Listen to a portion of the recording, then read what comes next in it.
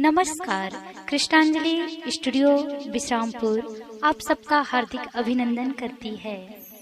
छत्तीसगढ़ी गीत, हिंदी ट्रैक या विज्ञापन रिकॉर्डिंग हेतु संपर्क करें श्री सुरेंद्र निषाद जी, विश्रामपुर।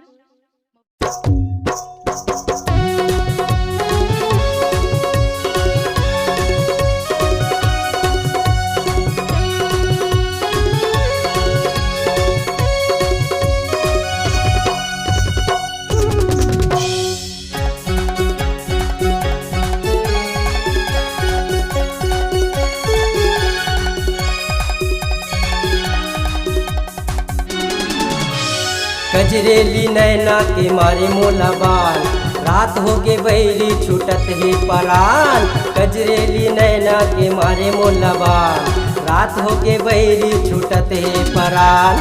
कबे आबे वो कबे आबे रे मयारू रिमोट, कबे आबे वो कबे आबे रे मयारू रिमोट।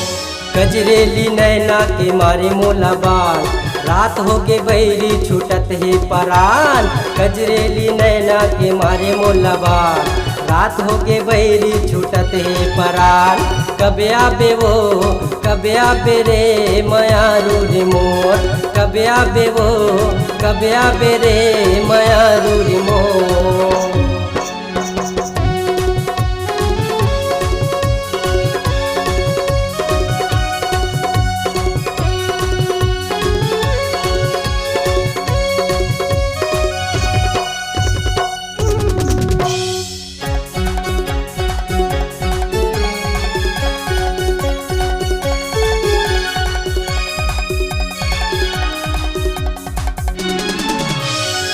पिपर पाना डोलत नहीं है का रे, डोलत नहीं है का हो गे बैरी बोलत नहीं है का रे, बोलत नहीं है का।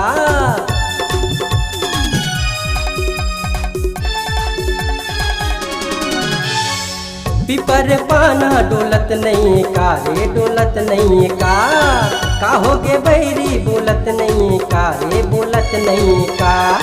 और बिना संगी जिंदगी है अंधियार, आहू कैके करे हा बसते हाँ करार। और बिना संगी जिंदगी है अंधियार, आहू कैके करे रे हाँ करार।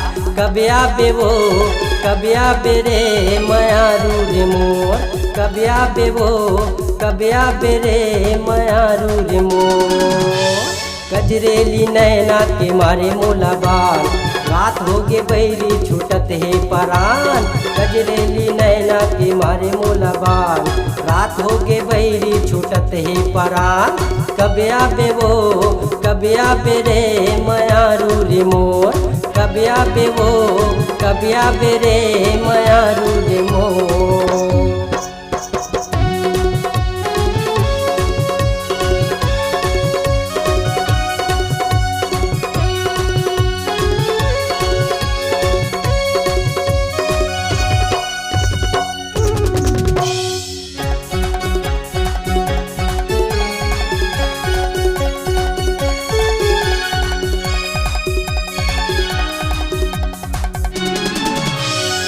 आएला बरसा चूहेल छानी का वो चूहेल छानी का, तोला बनाऊं अपन रानी का वो अपन रानी का।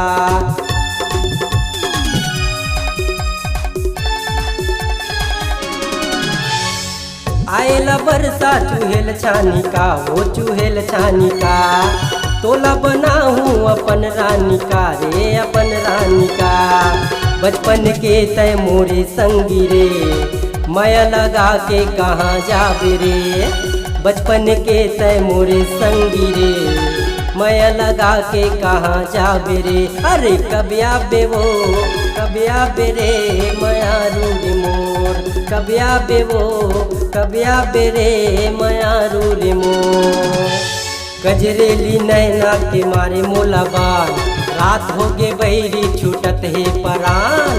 गजरेली नैना के मारे मोला बाल, रात हो गे बैरी छूटत है परान। कबे आबे वो कबे आबे रे मयारू रे मोर, कबे आबे वो कबे आबे रे मयारू रे मोर, कबे आबे वो कबे आबे रे मयारू आबे वो कबे आबे रे मायारू रे मोर कबे आबे वो कबे आबे रे मायारू रे मोर कबे आबे वो कबे आबे रे मायारू रे मोर।